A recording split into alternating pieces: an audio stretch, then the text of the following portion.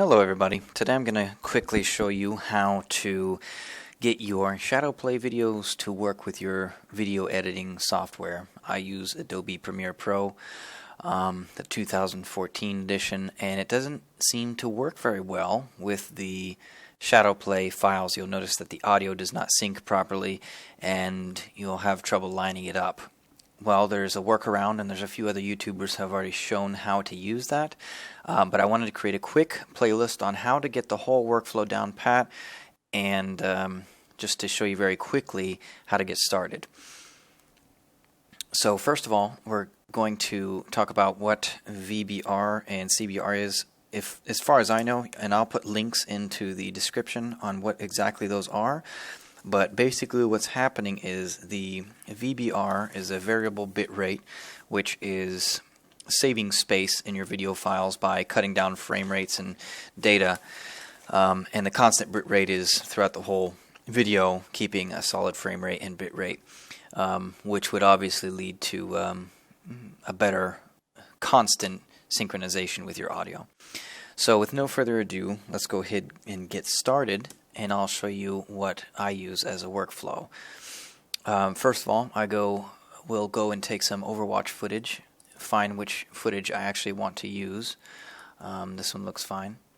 I'll open Handbrake, which is a free program that I will also put into the description. It looks a little daunting to have to do something like this, but what I do is I first convert it through Handbrake and then bring it into Premiere Pro.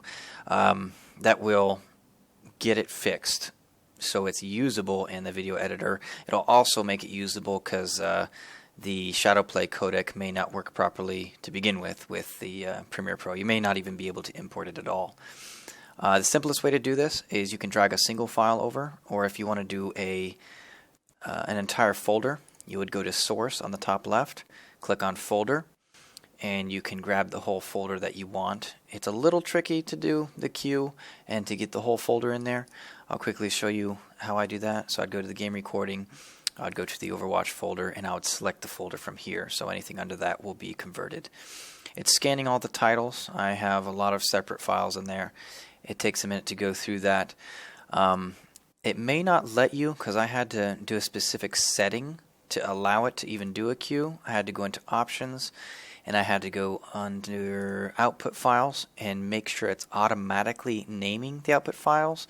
It also has to have a default path. It'll probably be blank for you. So that's the difference. You'll need to go ahead and enter that to not run into any problems. Once that's done and your scanning titles has done and completed its task, you can go to Add to Queue and Add All, and it'll add all 85 titles to it. We don't need to do that right now, so I'm going to go ahead and cancel that. I'm just going to do a single file. So what I'm going to do is just grab my file, drag it over into the workplace. It's going to scan it. It's already ready. Now it needs to have a destination. I just have a simple folder on my recording disk drive, and I can save it out to, for example, this is my Overwatch gameplay,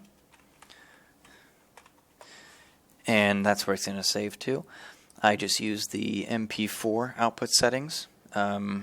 Whatever you're importing it as, I use the 1920 by 1080. It should just pick up automatically what you're from.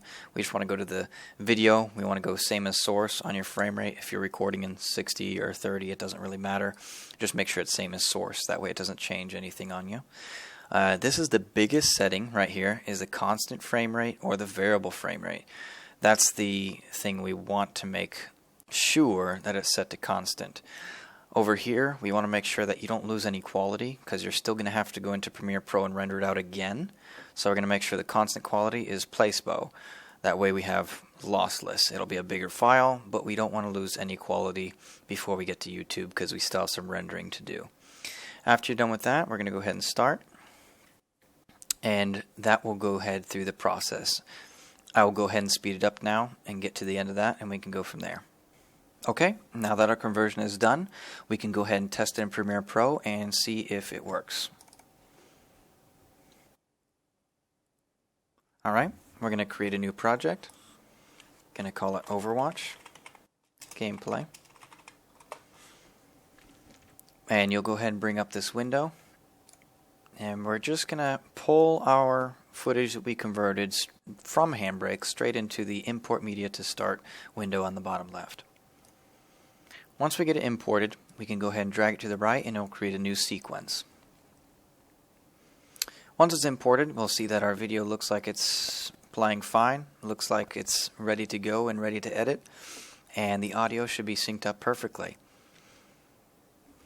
Well, that's all for today. This tutorial should get you started and get you converted from Shadowplay base files to editable and working files inside of Premiere Pro. If you have any questions or comments, go ahead, feel free to post that, any suggestions. This is just my workflow. There may be better ways, but I'm just trying to get people started to a workable state and jump right in.